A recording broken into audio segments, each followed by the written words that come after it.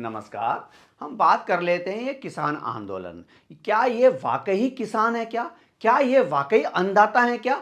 ये हम इस वीडियो में डिस्कस कर लेते हैं। और ये भी मैं आपको कहना चाहता हूं, पहले ये वीडियो सुनाना चाहता हूं, पहले ये क्लिप सुनाना चाहता हूं जो साफ साफ ये कह रहा है कि मोदी की लोकप्रियता इतनी बढ़ गई है, मोदी को मुस्लिम देशों में इतना समर्थन मिल रहा है, और राम मंदिर की प्राण प्रतिष्ठा के बाद तो, या राम मंदिर बनने के बाद तो मोदी वेव चल रहा है। बस इसको ही कम करना चाहते हैं। यानी कि जो केजरीवाल नहीं बोल पा रहा, जो राहुल गांधी नहीं बोल पा रहा, इस किसान ने बोल दिया है। सो कॉल्ड मैं तो किसान बोलूंगा, मैं तो इसको किसान नहीं बोलूंगा।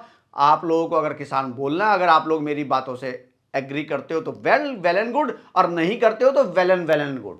मोदी ਦਾ ਗ੍ਰਾਫ ਬਹੁਤ ਮੰਦਰ ਦੇ ਕਰਕੇ ਉੱਪਰ ਚੜ ਗਿਆ। ਉਹ ਨੁਕਸਾਨ ਉਹ ਇਹਦਾ ਗ੍ਰਾਫ ਡਾਊਨ ਕਿਵੇਂ ਆ ਸਕਦਾ ਹੈ?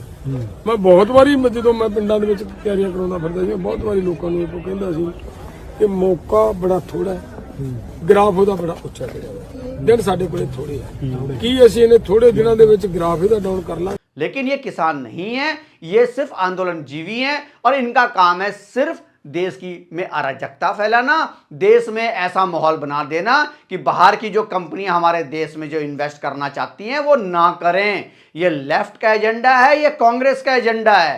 इस चीज को हमारे देश के लोगों को समझना पड़ेगा। लेकिन जो सबसे इंपॉर्टेंट बात है, जो सबसे इंपॉर्टेंट बिंदु है, मैं उस पर जो है थोड़ा आप लोगों को बोलना चाहता हूं कि सबसे पहले तो ये है कि सीबीएसई के एग्जाम चालू हो गए, और 10th और 12th के जो एग्जाम जो चालू हुए हैं, और आजकल के जो बच्चे हैं वो नेट से पढ़ते हैं। लेकिन हरियाणा के 6 या 7 जिलों में नेट बंद है, हफ्तावार होने वाला है, और एग्जाम चालू है। और ये सो कॉल्ड किसान और ये उग्रवादी ये आके रोड पे बैठ गए हैं। आप ये बताइए कि देश का बच्चा कैसे पढ़ेगा?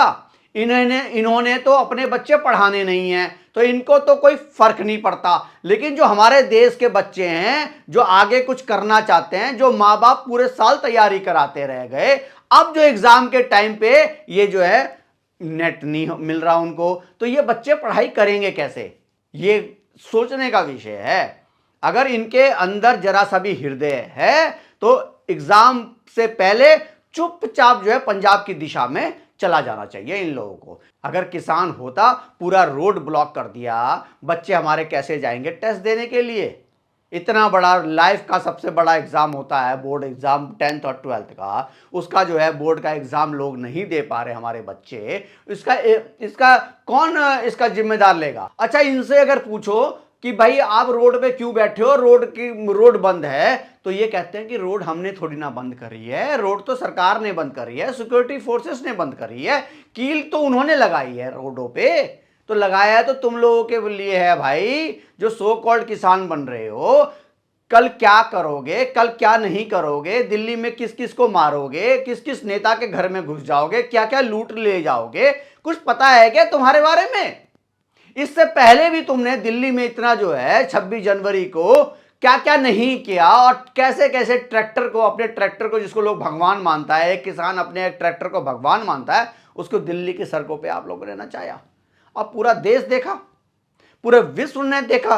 इस विश्व में जो हमारे भारत की स्थिति थोड़ी मजबूत हुई है, उसको जो है धूमिल करने का, उसको कमजोर करने का काम कर रहे हैं ये सो कॉल्ड किसान। किसान का नाम तो लेते हैं, बातें बहुत अच्छी अच्छी करते हैं ये है, लेकिन इनके जो प्रवक्ता हैं, अगर आप इनकी बातें सुनोगे तो ये तो बहुत अच्छी अच्छी बातें कर रहे हैं, लेकिन सारे काम ऐसे कर रहे हैं जो टेररिस्ट ऑर्गेनाइजेशन करती है।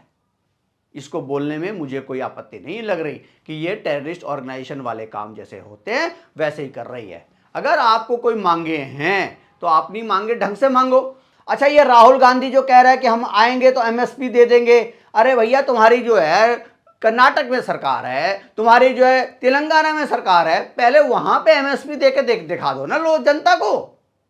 कर्नाटक में लोगों को बोलो कि मैं आज से एमएसपी पे ही सब कुछ खरीदूंगा और कानूनी गारंटी दूंगा। तेलंगाना में बोलो कि मैं यहां पे जो है एमएसपी में कर दूंगा और कानूनी गारंटी दूंगा।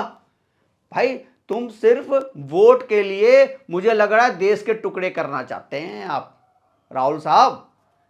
तो सिर्फ ये भारत जोड़ो न्याय यात्रा कुछ नहीं कर रहे हैं आप। आपका काम है देश को बंटवारा करना, और इस किसान आंदोलन के पीछे मुझे तो लगता है इन्हीं लोगों का हाथ है। जॉर्ज सोरस, जिनसे आप मिलके आए थे अमेरिका में और उन्होंने कहा था कि मैं आपके ऊपर बहुत पैसे खर्च करूंगा, तो मुझे लग रहा है ये किसान आंदोलन में उन्हीं का हाथ लग रहा है और उन्हीं का पैसा लग रहा है और कनाडा का पैसा लग रहा है इसके अंदर।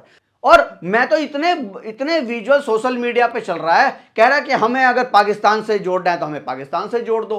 अरे ये चटूनी जो अपने आप को बहुत बड़ा किसान नेता समझता है और ये इसको लगता है कि सारे सब कुछ यही सेट करता है, अपना इलेक्शन तो ये जमानत जब्त हो गई, 10 वोट भी नहीं मिले इसको। अब ये कह रहा है इलेक्शन जो होना चाहिए वो बैलेट पेपर से होना चाहिए, ईवीएम से नहीं होना चाहिए। अरे यार तू किसान है या क्या है यार? तू नेता था तब तो तुम्हें 5 वोट भी नहीं मिले, अपने परिवार के लोगों ने तुम्हें वोट नहीं किया, जो इतना बड़ा किसान नेता बना हुआ फिर रहा है। और ये देश के लोगों को गुमराह कर रहे हो और देश के लोगों को कह रहे हो कि ईवीएम से नहीं होना चाहिए, बैलेट पेपर से होना चाहिए। तो अब आप ही लोग डिसाइड करिए कि ये वाकई क्या किसान हैं या नहीं है। और जिस तरह की इनकी मांगे दिन प्रतिदिन बढ़ती जा रही हैं, कभी जो है कहते हैं WTO से भारत को बाहर हो जाना चाहिए, कभी कहते हैं कि 10,000 का पेंशन दे दो हर एक महीने। अच्छा 10,000 का पेंशन दे दो तो मैं क्या करूंगा फिर? मतलब मैं तुम्हें जो है सिर्फ टैक्स देता रहूं, मैं सिर्फ तुम लोगों को टैक्स दूं और तुम लोग जो है खूब मजे करो। तो आप लोगों को क्या कहना है इन किसान नेता के बारे में? ये किसान नेता मुझे तो ये फ्रॉड लग रहे हैं। आप लोगों को क्या लग रहा है प्लीज कमेंट करके बताइए। अरे जाते जाते मैं ये जरूर कहूंगा कि हरियाणा बॉर्डर पे जो सिक्योरिटी फोर्सेस जो काम कर रही है, एक्सीलेंट काम कर रही है। हरियाणा सरकार जो काम कर रही है एक्सीलेंट कर रही है। और मैं तो ये भी कहूंगा कि ये हरियाणा बॉर्डर पे जो सिक्योरिटी फोर्सेस ने जिस तरह से इनको जो है ऐसा कर दिया है, ये तिलमिला उठे हैं, तभी ये तीसरे दौर की बातचीत के लिए तैयार हुए हैं। आप ये मत सोचिए। और वैसे निष्कर्ष मुझे नहीं लगता कुछ निकलेगा इससे।